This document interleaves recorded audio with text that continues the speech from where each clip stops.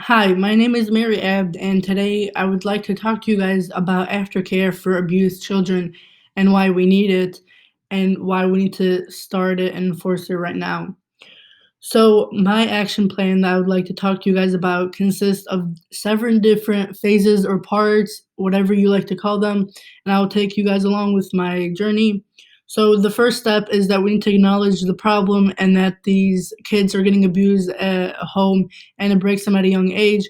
And it's hard for them to go back as they were. So, these kids go and serve time in the youth centers, but no one really talks about what they might need after they come out of the centers, and most of the time they are put back into the same place they were before, and it just breaks them more and more. So my action plan is that I want to start enforcing that there will be centers for these emotionally abused youth when they come out of the centers after doing their time there in the centers itself.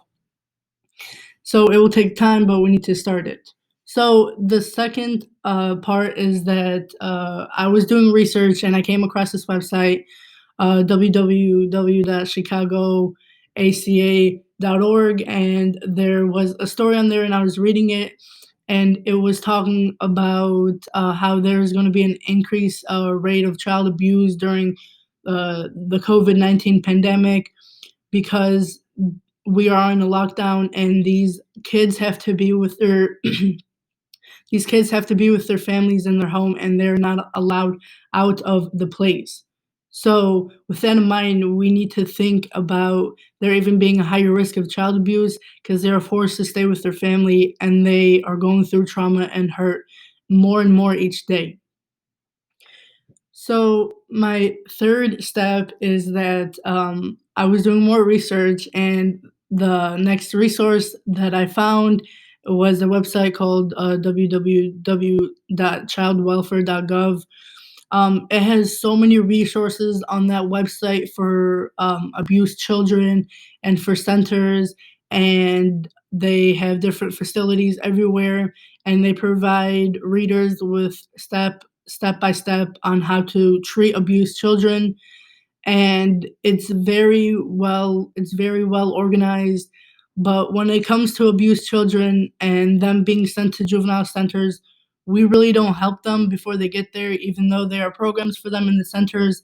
We need to start focusing on the fact that we need to treat them before they go into the center. So, with that being said, the specialists that work with these youth, they really need to focus on helping these kids right before they are put into the center. And they, of course, need to help them with the fact that they're being abused. And they need to focus on them with them step by step every day when they're in the center, because if a juvenile ends up going straight to the center without any guidance before going in there, it will become much worse. And so the specialists need to be a guide for the children in a way so that they end up going right on the correct path when they're let out of the centers. So my fifth step of my action plan is that there are a lot of tools that we can use to help these kids and these abused and emotionally vulnerable kids. But I feel that our biggest tool is that we need for this action plan to start is that we need a voice and support from each community. Because without these things, then the whole purpose of this whole action plan is useless and we will start from square one. So, with the voices and support from the community, then we can start this action plan and make sure that these kids that were abused will not be broken forever, and the abused kids will have the same safe home to go to.